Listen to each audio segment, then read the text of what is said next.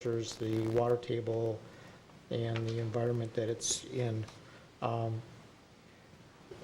The other project is on Tower Drive. That would receive a liner also under Contract A.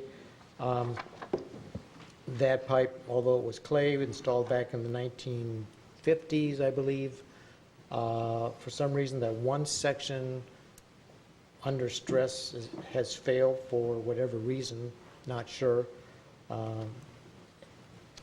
Similarly, both sections are in very deep, constructed in very deep trenches. So I suspect with the soil pressure and whatever hydraulic pressure there is at those depths have led to the pipe failures. I do have a handout, sort of a hands-on.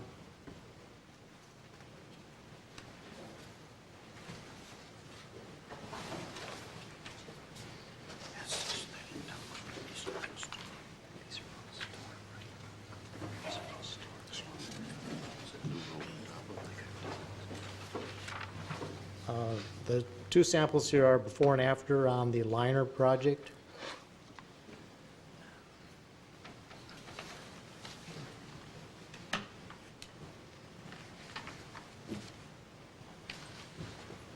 The sample being distributed, as you can see, the liner for the storm sewer project is quite thick. It's 4 layers of polyester woven cloth, fibrous cloth, and that's inserted with a resin injection, epoxy resin, and then hot water is introduced into it. It's put in like a balloon. With the hot water, it's inverted and put in like a balloon, and then overnight it hardens into the other product, and you can see by the thickness of it that gives will give quite a bit of rigidity to withstand or to keep the Rosebud storm sewer from further deflection. We want to keep it from deflecting any further so it doesn't collapse totally. If we had to do surface restoration there, it would require probably replacement of most of the street, the curb, all the driveways, part of the sidewalk, all the underground utilities, and the street light system. So basically a liner can be done through the manholes without disturbing the surface, and that's a great cost savings when you can do rehabilitation versus total restoration. And you can see by the sample the reinforced layers of polyester and resin, once they become harder, are very strong. The specifications were developed by the manufacturer. They performed design analysis for that deep of a pipe to withstand the pressures, and the minimum life is 50 years, and they estimate it would last much longer than 50 years. And that's about the estimated life of ductile iron and concrete and other products that are installed in the ground, which are also subject to failure over time, as we know. So that describes the process and the product of the Rosebud storm sewer repair. Contract B, which is the other action, is for the spot repair. If you look on on the attachment, page 3 of the report, you'll see that there was one spot repair in Rosebud Lane where there was failure at a joint on one of the lower ends of the drainage because it's the deepest part, and it was near the part that failed in 2005, and we repaired that in 2005. But so we're going to, part B is the repair of the collapse, and then we'll after the collapse is repaired, they have to do a dig up on that, but at least that's in a small area. And that will be done by D.N. Higgins if you approve the agreement for them. It costs not to exceed $35,000. Like I say, a similar repair was done in 2005 for a similar cost near the intersection of Wildwood Trail.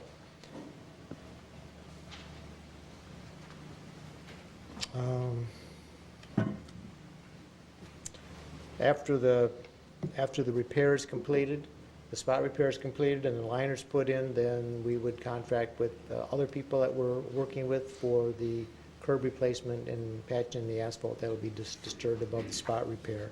So I've put in part 4 here, review of the project budgeting and estimated expenses. And I understand that's part of the budget considerations the council is already looking at. And I would say in this case, the estimated cost came in less than what we had thought.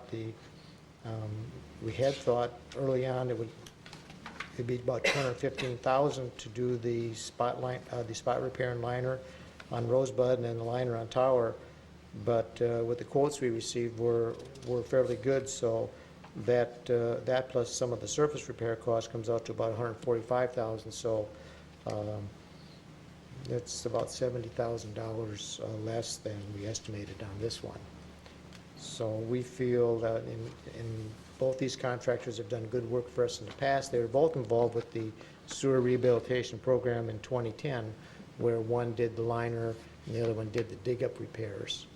And they both do fine work. And so we would hope to get these sewers repaired in these methods as soon as possible, because subsequent failures would be pretty detrimental to the area and require much more extensive and much more costly dig-up if we had to dig it up and replace it. So if we repair it in place now, it's a good preventative measure. Question, Mr. Gearbox. Just a couple. On the Tower Drive sanitary, is that coming out of the water sewer fund? That would, yes, it's a sanitary sewer, and so there's money budgeted for it in the sanitary sewer fund. And in that case where the diameter of it is only 10 inches, I know I talked with Jeff about the larger 36-inch when you put through the line or whatever. Have there ever been any concerns with this backing up the sewer, and now that we're going to be reducing the diameter from 10 inches to, I'm not sure what it's going to be with that. Yeah. It's 5%. Yeah, Well, is there any concerns there? with the smaller sewers, it only requires 2 layers of the felt with the epoxy. And what transpired there, see that normally residential sewers are 8 inches in diameter. And so when this neighborhood was built, they thought there'd be expansion to the north, another whole subdivision, but then it ends up being school property. So nothing else was added to the 10-inch.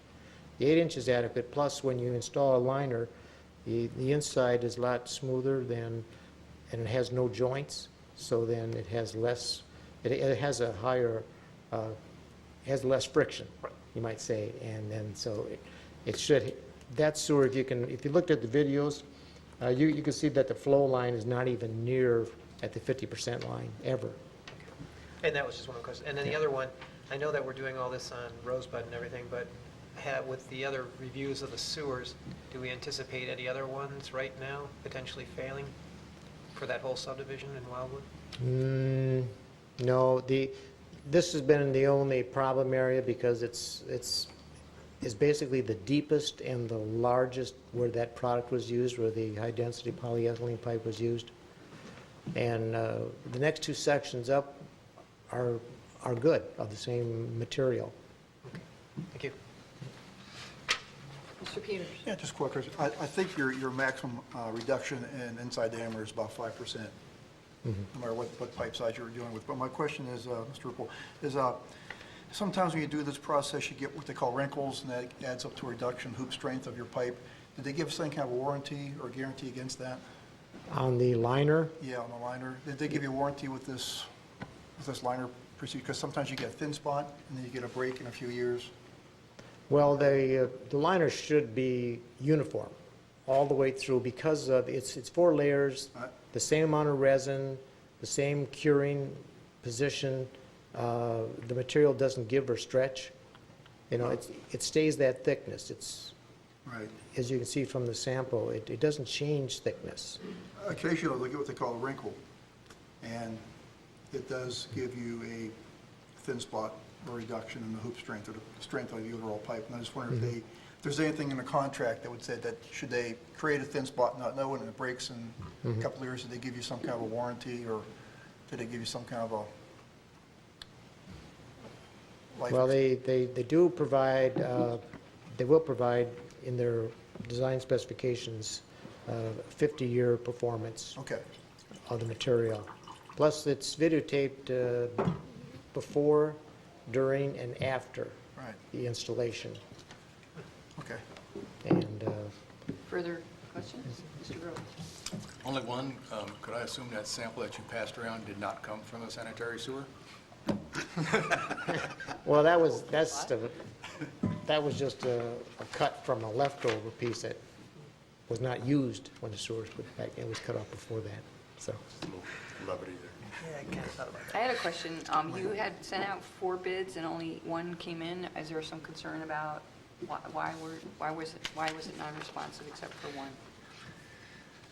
no, I can only guess it's because the other firms are much farther away, and they probably felt that if they had to put in all their transportation costs and their staging costs and so forth, these people are only in Belleville. They've been good to work with in the past, and I'm just thankful that we had someone local and someone submitted Money's right. a good cost. I mean, the importance is that it was competitively bid, and they bid accordingly, and looked at the prices from what they did in 2010, and we're going to get it I'm seemed fairly assuming good. we would adjust our bond accordingly for that $70,000 reduction. Well, in that bond, we're projecting 150. Oh, okay. Too bad. Okay, is there further discussion on this motion? This is a motion to acknowledge receipt. All in favor, say aye. Aye. Opposed, motion carries.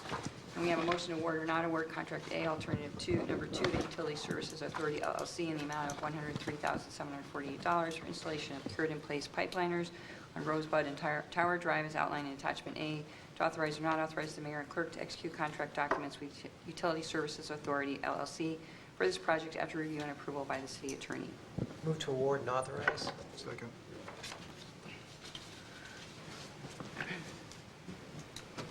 Move Gearboss, second Peters, discussion. All in favor, say aye. Aye. Opposed? Motion carries. And then we have a motion to award or not award contract B, which is T&M option to DN Higgins Incorporated in the amount not to exceed $35,000 for the spot repair of the collapsed section of 36-inch storm sewer. To authorize or not authorize the mayor and clerk to execute contract documents with DN Higgins Incorporated for this project after review and approval by the city attorney. We have I a move to motion. award and authorize. Move Roth to award and authorize. We have a second. Second. Second Rhodes, discussion. All in favor, say aye. Aye. Aye. Opposed? Motion carries. Item 1272, this would be Lot 18, Reddy's Industrial Park. They're rescinding the 50-foot road easement. This is a motion to acknowledge receipt of the April 28, 2012 memo from City Superintendent Engineer Ribble to approve or not approve rescinding the 50-foot road easement from Lot 18 of the Reddy's Industrial Park as requested by Frank Irie, subject to the following conditions. 1, the property owner shall provide the city attorney with the legal descriptions, documents, and associated fees required to draft, execute, and record rescinding of the easement. And 2, the property owner shall obtain an easement change to the site plan from the Saline Planning Commission. Do we have a motion? Move to approve. Move Peters. Second. Second Gearbot to approve. Discussion? Mr. Rule? Thank you. Representing the request of the item on the agenda tonight is Mr. Frank Irie. He's in the audience here, and he'll be able to answer questions you have about his request and why he needs the easement rescinded. I covered the highlights of that in the staff memo, and I added in the bottom of page 1 of that memo some items that the council could consider on rationale for considering the rescinding of the easement. And if council does agree to at least in principle have the easement rescinded and direct the city attorney to work with the owner and requesting party to draft up the appropriate documents for recording. At that point, the only condition that would remain then is that the applicant receive approval from the planning commission to have that easement removed from the existing site plan. The owner of the property is here tonight too, that's Mr. Pavel Pop, and he can confirm that he is in agreement with the owner's request, not the owner's request, but the applicant's request, because Mr. Irie is a prospective buyer, and I believe they want to close on the property sometime in the near future. Mr. Pop was in the office early this morning, and there's two items that he is taking to the Planning Commission. One would be to have his site plan extended for 1200 Woodland, so that he has an active site plan. He can continue to lease it out to Liebherr for temporary storage. And his other request then would be to have the site plan changed in order to rescind, or to have the easement removed from the site plan. And then at that point, the city attorney and the owner could work together to have the easement rescinded and under either a quitclaim or other mechanism, and have it recorded with the Washtenaw County Register of Deeds office.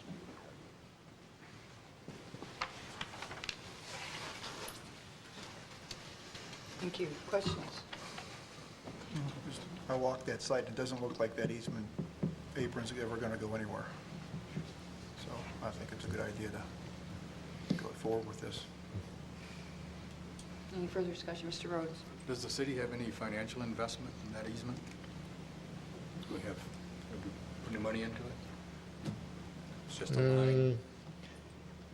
I don't recall, I mean, we don't have ownership of the property. We just have an easement right to put an access road on it.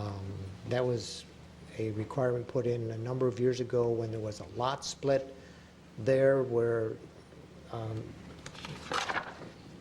as you can see by the drawing on one of the photo pages, there's a drawing of the survey.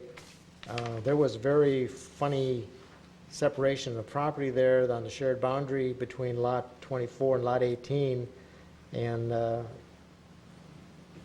it almost made a diagonal across the two ends of the lots, and it was made perpendicular to the road because it made it more buildable, more efficient use of land. And at that time,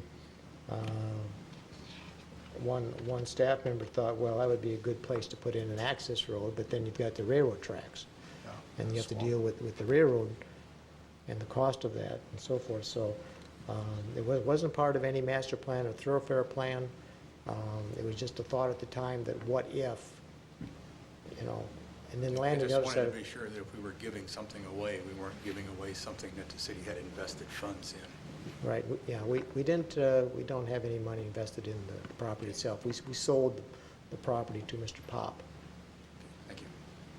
Further discussion on the move? Mr. Gearbox? I was going to say, we might have adjusted the property value at that time when we sold it for that consideration, but at this point in time, if we can get it developed into a bigger, more invested property, I'm willing to give up the easement on it.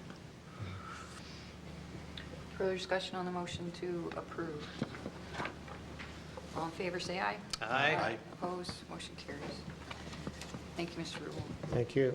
Item 1274, Great Lakes ComNet Metro Agreement. This is a motion to acknowledge receipt of the April 30th, 2012 memo from City Superintendent Engineer Rubel and the April 3rd, 2012 letter and application from Great Lakes ComNet for right-of-way telecommunications permit to approve or not approve the right-of-way telecommunications permit between the City of Saline and Great Lakes ComNet, subject to the following conditions. 1, submittal of complete line installation plans and details to city staff for review and approval. 2, provide city staff with copies of authorizations from utility pole owners where overhead lines are connected. 3, provide city staff with copies of authorizations from private property owners where overhead lines are connected and easements on private property. 4, obtain a right-of-way permit from MDOT for line installation across US 12. 5, coordinate US 12 line installation schedule with the Saline Police Department to address traffic impact. To authorize or not authorize the mayor and clerk to execute the right-of-way telecommunications permit with Great Lakes ComNet after review and approval by the city attorney.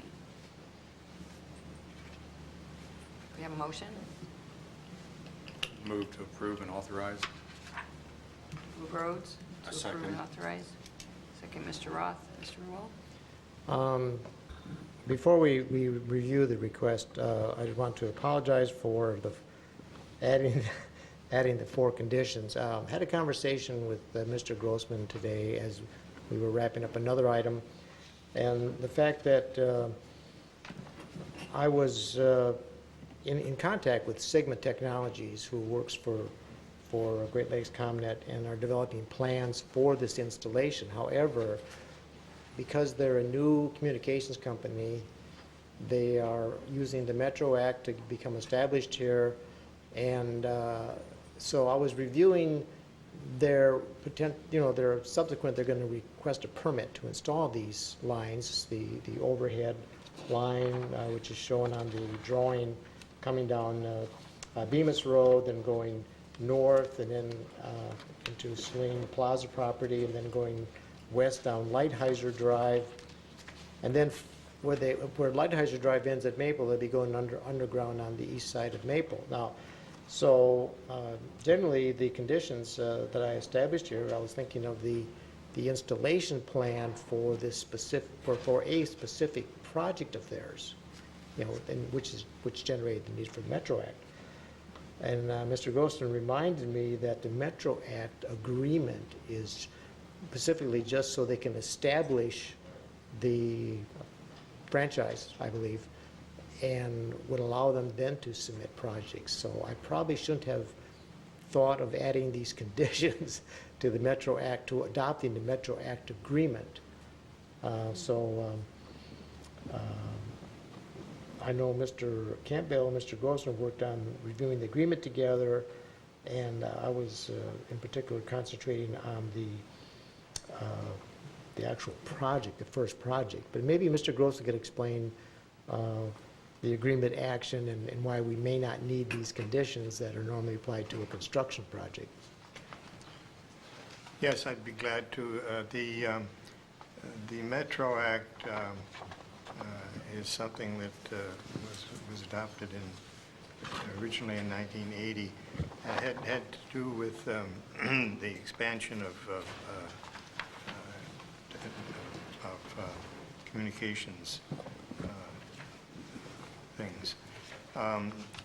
Mr. Rubel, in his when he created the proposed resolution, did put that our approval of the permit, which is being asked for, would be conditioned on certain conditions that he listed. I pointed out to him that these conditions are certainly something that we can ask for when a project is underway, but we can't ask for them as a condition of the permit because the state requires that the permit be given. In fact, it requires that the permit be approved within 45 days after receipt of application. And the application was received on the 3rd, on April 3rd. So really, this is our opportunity to do this. We really have no choice because it's a state-mandated program. It's a philosophical question as to whether you agree on how rapidly we should develop this kind of communication system. But when the state passed the law that it passed, it said you will do this. All municipalities will allow their streets and so forth to be used for sending digital signals. So my recommendation would be that we obey the law and approve the requested permit within the 45 days. I believe Casey Polisky is here, and she represents Great Lakes ComNet, I believe. And we had never received a request to have something installed under the Metro Act, so that's why we are not too well versed in it since this is the first time. But apparently Casey has much more experience in utilizing the Metro Act in different communities, and so she's here tonight. If you want to come up, she can further explain the Metro Act and how the communication companies utilize it. Hi, I'm Casey Polisky. I'm a fiber optic network engineer for Great Lakes ComNet. The part of what you say is true and part of what you say is not true with the Metro Act. It was actually enacted in 2002. Previous to 2002, there was a right-of-way telecommunications act not called the Metro Act. Why you're only seeing applications from us now is the big question. All the municipalities in Michigan are like, why you? Why now? Why aren't we getting them from AT&T? Why aren't we getting them from Verizon? Because they were in place in your jurisdiction prior to 2002, where we are not. And actually, we do have facilities to the Saline Library, but we are part of a sheath that FiberLink owns currently. So they own the cable, we Part have of a a few what? fibers in it. Part of a what? A sheath, a cable, we own Sheath, I thought you said fibers sheath. inside that, yep. So we don't actually own the cable, FiberLink does. So the purpose of this project is to extend us from the library all the way down to the village of Dundee. We are in the very, very beginning stages of it. We had Sigma on another project that we just took them off of last week, and I completed the engineering on that. It didn't go really as planned, so the maps I sent are preliminary. I can't express preliminary. I see he's got us going through some private easements. We try to avoid that stuff. So it's just kind of putting the feelers out right now. But we do want to go through the city of Saline, and there's lots of opportunity for you guys to get onto high-speed internet, voice, data. We're linking the current hospital and prison stimulus project in Michigan right now. That is Great Lakes ComNet.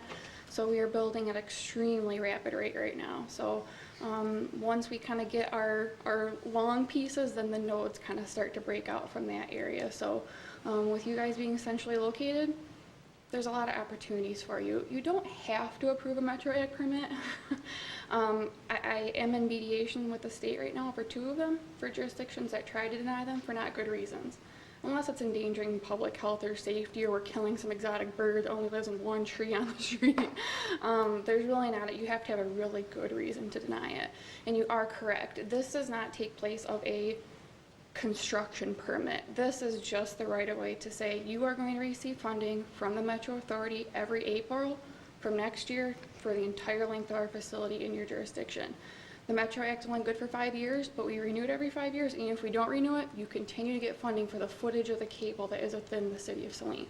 So it's just kind of an introduction. You get $500 up front from us, and once we actually get further into the project, if we do decide to go through the city, be it aerial or underground, all those jobs will be permitted, insurance, all that stuff will come out of that. So it is by no means replacing those types of permits, and that's kind of the big sort of misconception with it that people have. Are you connecting to another node in Dundee? Is that what's going on? Yeah, or- we actually constructed to the Frontier. You guys probably have Frontier services in this region. There's a Frontier CO, which is just a point of presence in Dundee. So right north of Bemis Road, we have some significant business park land that we'd like to have fiber optic access to. And I brought some, I'm not sales, but I brought some packets of information for you guys to see about Great Lakes ComNet and then ComLink, which is actually the publicly traded telephone sales sort of group of Great Lakes ComNet on the engineering outside plant sort of thing. So we're the development side on Great Lakes ComNet. It is a great company. A lot of people are choosing to jump on board because we're more affordable and we have great services. So that's why people are choosing to get off of Verizon, off of Charter, off of Frontier. They're coming towards us because we're out of East Lansing. And we started there about 10 years ago, and we're all the way down Wisconsin through almost into Indiana, Ohio now. So we're putting in thousands of miles of fiber a year, and it's great. So the node that is from, to the library is from the county installation, right? It's FiberLink actually built into the Saline Library, and then they sold us basically part of the internal part of their network. I'm not even sure how many fibers we have on that because that was built prior to me ever beginning at Great Lakes, but that's how we got to Saline because I said, how did we get here when I was talking to my bosses about it? And FiberLink actually built and permitted the route that got to the library, or it could have been built by someone else and sold to FiberLink, and then we leased services from them. Mr. Rowe's wife works for the library. I thought the county helped pay for that line. I don't know the particulars of it. Anyhow, I'm sure everybody has questions, but when I was reading this, you were out, so I had lots of questions. Mr. Grossman. One of the major concerns of all municipalities with the Metro Act is that when the work is done, that everything is replaced properly. Right. And the council will feel better, I think, when I point out to them that Section 8.1 of the contract says municipal requirement, municipality may require permittee to post a bond or letter of credit as provided in Section 15, parens 3 of the Metro Act as amended. So that's right in the printed form of the agreement. Yep, so you can request a bond now, or you can request a bond once the final engineering is submitted and you see the extent of the work. I already issued an insurance policy, and the city of Saline is covered under our insurance right now, so any restoration work or things like that could always be brought a policy against that insurance that's already in place. But I don't do bonds that often, but it's really not, I'm actually the one that issues the bond and asks for it and stuff, so it is not a problem at all. And if you feel like you don't do it now, you're going to have an opportunity down the road when we actually get to construction time. And I mean, usually people go about $10,000 on the bond, but not higher than 25. Okay, questions? Any council questions? Mr. Rhodes? Is access to the fiber optic system, will that be available to individual residences at some No, point? it is not fiber optic to the home at this point. So we generally serve municipalities such as a city township hall and businesses. It's just not cost effective at this time to run fiber to the home. Fiber is very expensive. You can have it run to your home if you want to pay $150,000 to have a run a cable up your You driveway, can but quote to run a line to your facility, which there's been problems in that facility for a long time with communications. yep. So right now, So with you guys one of probably our- want to talk. Yep, healthcare You know, back when it networks. was Verizon, we used to like call a corporate office in New Jersey and try to get them like, hello. We have no Saline." service here. Right, so that's kind of what this is, and especially with the initiative we're doing right now, it's called the Rural Healthcare Provider Program. We're linking people all the way up in the farthest stretch of the UP, and that's federally subsidized to get people in rural areas the services that they want and deserve just like anyone else does. So our company is absolutely geared towards that, reaching out to places that couldn't have it and should have it. Agreed. Mr. Roth? A couple weeks ago, there was some signs up on our Michigan Avenue at the spot where your drawing indicates that you're going to be crossing with overhead line. Has that been installed? No, we're nowhere near installing. I was just wondering what that was all about then. Was that wasn't them? That was Comcast. Yeah, So they're crossing using the It's a same, different- same place? vendor. Similar. Okay. Sometimes companies will try to overlash onto our wire, meaning kind of like wrap their wire around ours, and we generally do not allow that. So sometimes we will go the same route as another vendor because it's a competitor, and we're going to give a better rate and better service and build it a different way. So, but no, you will not see our trucks on the side of the road anywhere. If at all, this is slated for the end of the year, possibly next year. So it's not a very fast-moving project at this point. Not that that couldn't change, but right now that's the plan. Okay, further discussion on the motion? Just to be reminded that, as was pointed out, we will not have any conditions. Isn't appropriate to add conditions to this at this point in time? No, we don't need to at this time, but when an application is made for a specific work to be done, Right. that's when we should be referred to our building department to analyze what the cost of repairs are going to be and require a bond at that time. Right, the city's in a unique sort of thing with like Saline Township. When it comes to putting a permit in, it's not gonna go into Saline Township, it goes into the county. So you guys are in a position different than that, where we have to apply to the city, so you will see the permits from us. And you So- can ask for our MDOT permit, and you can ask for our DEQ if we have one. You can ask for proof of all of those things before you issue a right-of-way permit to us. So after fourth line down, telecommunications permit between the City of Saline and Great Lakes ComNet, comma, and then we delete subject to the following, items 1, 2, 3, 4, and 5, and then go on to authorize mayor and clerk. Mr. Rose, you were the mover on this motion. Is that okay with you? Yes, I To delete accept that? those changes. Mr. Roth? Accept those changes? Thank you. Okay. Any further questions on this motion? All in favor, say aye. Aye. Opposed? Motion carries. Thank you for coming. And we definitely want to talk to your salespeople. I will Okay. Item 1275, City of Saline Strategic Plan 2012-2013. This will be a motion to acknowledge receipt of a 2012-2013 strategic plan and to approve and adopt or not adopt said plan as submitted or amended. Move to approve and adopt as submitted. Second? Move Rhodes. Second, Kirby. Discussion. All in favor? This will go on the website, correct? Mr. Campbell? Yes, thank you, Madam Mayor. To answer your question, yes, it will go on the website. However, and that's certainly in the lateness of the hour, if you'd like to take it, I mean, you can certainly approve it, but what we propose is you can, on the measures, the proposed measures on those, and I apologize, I didn't have a cover memo with this, but we had talked about some of those proposed measures to determine how successful or unsuccessful specific objectives are. And we're suggesting only one measure, and you see the big capital or, during the city's department head retreat back in January, we reviewed this and came up with some possible alternatives, measures to consider.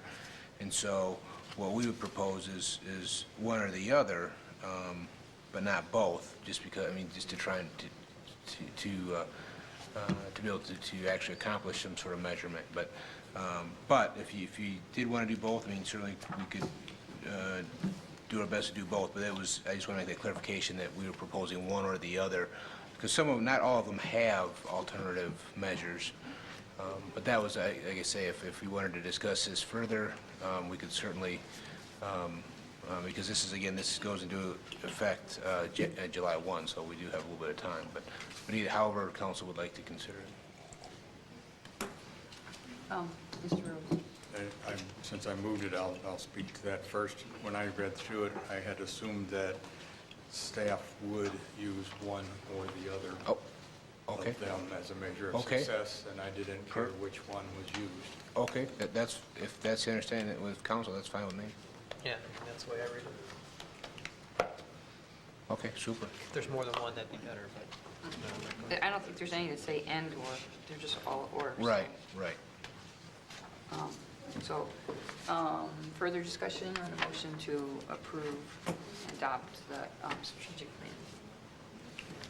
All in favor, say aye. Aye. Opposed, motion carries. Do we have any commissioner committee reports? Mr. Rhodes? Environmental Commission report, do that really quickly.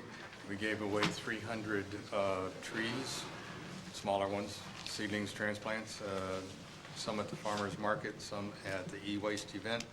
We also handed out the energy conservation booklets, and as I just said, we also participated in the electronic waste event. Thank you.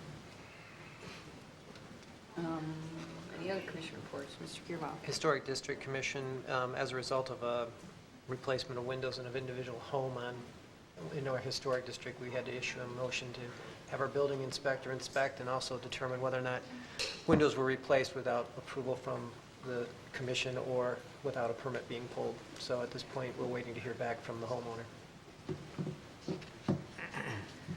Any other commissioner committee reports? Okay. Do we have any reports or announcements? Mr. Rock? The Saline Area Historical Society suggests that I would make the announcement that on May 20th at 2 p.m. at Rentschler Farm, the man who did the restoration of the windows, he's presenting a program for anybody who's interested in restoration of windows or see how things were done. Public's invited. Free, no cost. Okay, any other reports or announcements? Well, I think that's all. We have a public comment under the Open Meetings Act. Any citizen may come forward at this time and make comment or question to the City Council. This public comment period will be limited to 3 minutes per person. Anyone who would like to speak is requested but not required to state his or her name and address for the record. Is there anyone that would like to speak? If not, is there any other business to come before the Saline City Council? We did discuss earlier tonight about having a work session to do the final round at the May 21st meeting at 6:30. We will be doing a budget work session. So other than that, I Maybe know. just one thing I would say. I had the opportunity to do a ride-along with the police a couple weeks ago, and we spotted a bald eagle out at the rec center. So I want to recommend if anyone has the opportunity to hang out at the rec center near the woods, and potentially they may see an American bald eagle in our area. So it was pretty cool. I think I seen the same one by Mill Pond 2 weeks ago on Sunday. Yeah, I understand it's been landing around town every once in a while. And I saw one on Willis Road. So there's 3. Well, it's got a nest in the area somewhere. Okay, so we don't have any other business. We have a motion to adjourn at 11:02. So move. Second. Move Rhodes, second Gearba. All in favor, say aye. Aye. Aye. Opposed, motion carries.